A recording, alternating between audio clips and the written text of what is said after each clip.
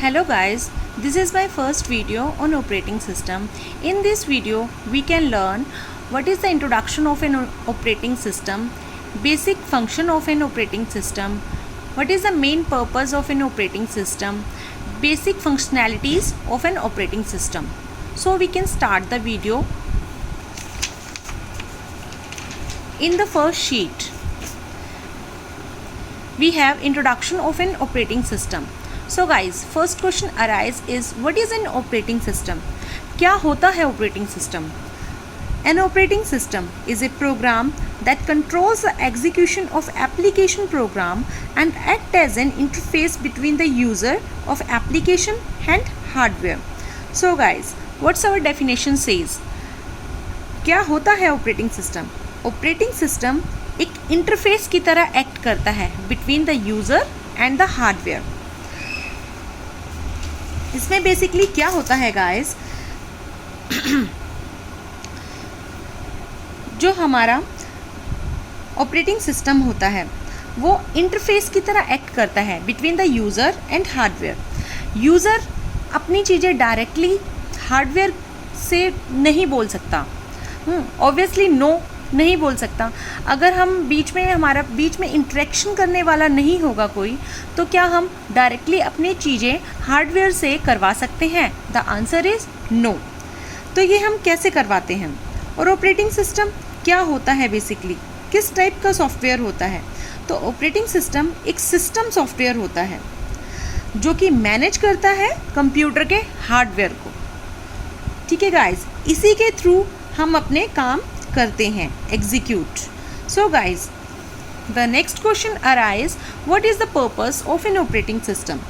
The main purpose of an operating system is to provide an environment in which user can execute program in a convenient and efficient manner. So guys, अब main पर्पस क्या है हमारे operating system का? ये हमें एक ऐसा एनवायरनमेंट प्रोवाइड करता है जिसके थ्रू हम अपने प्रोग्राम को एग्जीक्यूट करते हैं इफ़िशिएंटली एंड कन्वीनियंटली मैनर में. Okay guys, now the basic diagram of an operating system. Basic diagram क्या होता है हमारे ऑपरेटिंग सिस्टम का? गाइज, ये डायग्राम हम अपने BCA MCA के दौरान देखते आए हैं कि कैसे वर्क करता है. मगर इससे पहले मैं आपको एक चीज़ और बताना चाहूँगी. एक ऐसा प्रोग्राम होता है जो रनिंग करता है all the time on the computer. हम उसे क्या कहते हैं? Yes, you are right, the answer is kernel. Kernel होता है जो प्रोग्राम को कॉन्टीन्यूसली रनिंग करता रहता है in all the time. Okay guys, now our next topic is basic diagram of an operating system. So guys, basic diagram जैसा कि हम देखते आए हैं कि यूज़र होता है, application, operating system, hardware. Okay guys, तो इसमें होता क्या है गाइस? हार्डवेयर हमारे डिफरेंट काइंड्स होते हैं like CPU, input output device and RAM. Input output device हमारे वो डिवाइस होते हैं like keyboard, mouse etcetera, like printers and all. Okay guys, and RAM आपको पता है हमारी मेमोरी दो टाइप की होती है, secondary memory and main memory. Secondary memory जैसे कि हम हार्ड डिस्क लगा लेते हैं अपने मेमोरी को एक्सटेंड करने के लिए, किसी लॉन्ग डाटा को अपने पास सिक्योर करने के लिए हम सेकेंडरी मेमोरी का यूज़ करते हैं. Okay guys, the next question arise is क्या हम अपने प्रोग्राम को या अपनी एप्लीकेशन को डायरेक्टली हार्डवेयर के थ्रू एग्जीक्यूट करवा सकते हैं? The answer is no. Without the help of operating system हम अपनी किसी भी एप्लीकेशन को हार्डवेयर के थ्रू नहीं एग्जीक्यूट करवा सकते. अब the question arise why we need OS. अगर हमारे पास ऑपरेटिंग सिस्टम नहीं होगा तो हम इन्हें एक्सेस ही नहीं कर पाएंगे. जैसे अगर हमारे पास ऑपरेटिंग सिस्टम नहीं होगा तो क्या हम डायरेक्टली एक्सेस कर पाएंगे? The answer is no.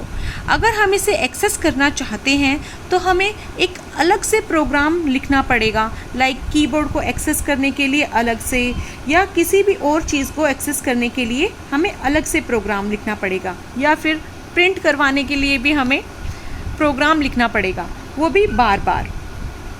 अब अगर हम बार बार अपने प्रोग्राम को लिखते हैं तो क्या दूसरे लोग भी इस चीज़ को शेयर कर सकते हैं? The answer is no. अगर हम अपने लिए प्रोग्राम ये लिखते हैं तो वो तब तक दूसरे उसे यूज़ नहीं कर सकते जब तक कि हम उसे रिलीज़ ना कर दें।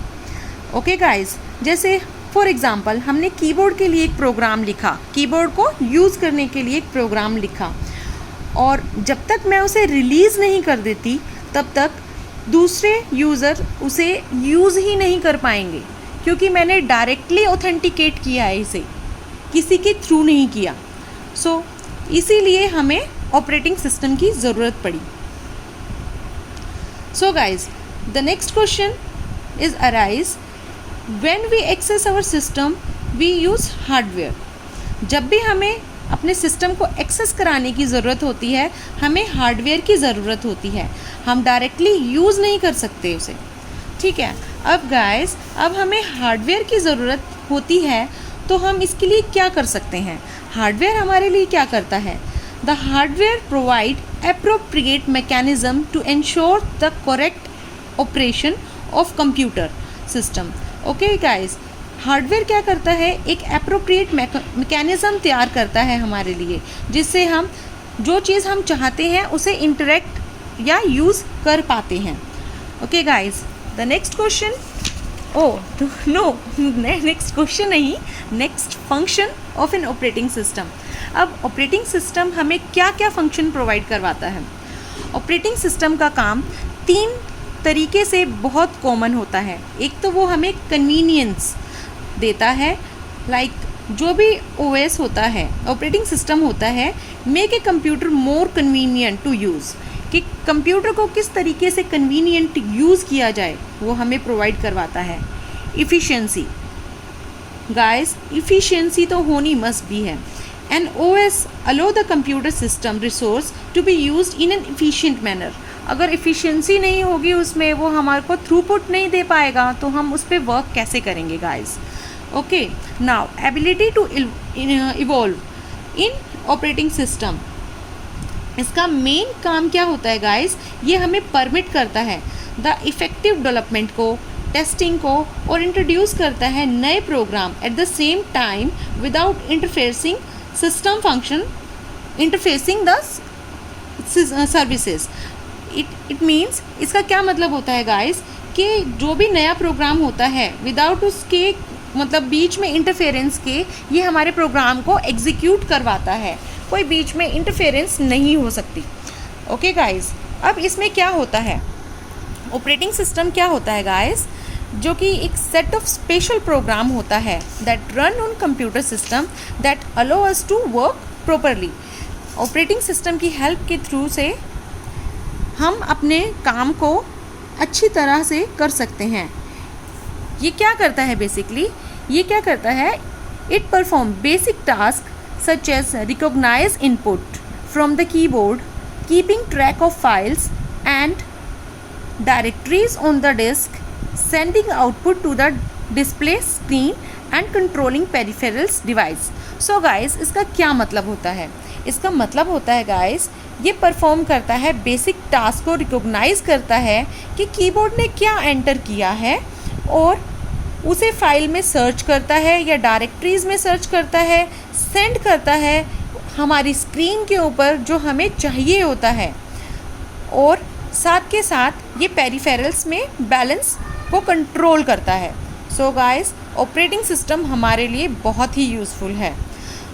अब मैं आपको कुछ एग्जांपल बताती हूँ ऑपरेटिंग सिस्टम के। लाइक गाइस, पहले विंडो बहुत यूज़ होती थी, अप्रॉक्स 95 नहीं कह सकते, 98% ऑपरेटिंग सिस्टम यूज़ होती थी विंडो, और लिनक्स बहुत ही कम यूज़ होता था।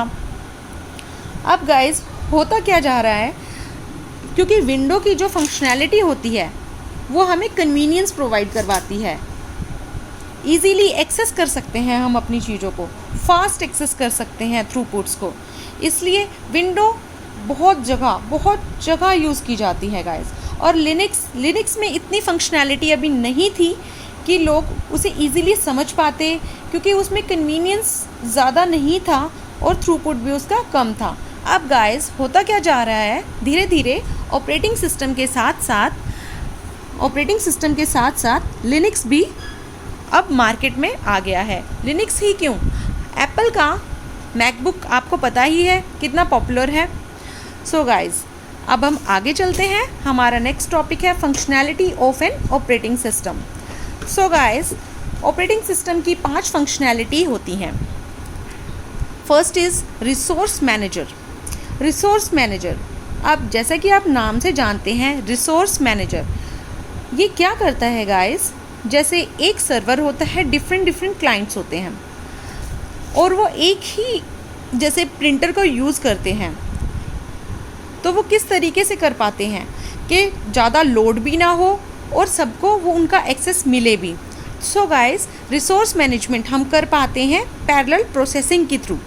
किसके through guys, through parallel processing. Yes मैं लिख भी देती हूँ गाइस, ठीक है। तो रिसोर्स मैनेजमेंट हम कर सकते हैं पैरेलल प्रोसेसिंग के through. Now guys next is process management.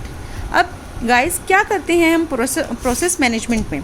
Process management में गाइस जैसे हम डिफरेंट वर्क करते हैं अपने सिस्टम पे, लाइक जैसे वर्क भी करते हैं, सॉन्ग भी सुनते हैं, या कोई और भी चीज़ हमारे सिस्टम में साइड बाय साइड चल रही होती है, we can use different things in the same time.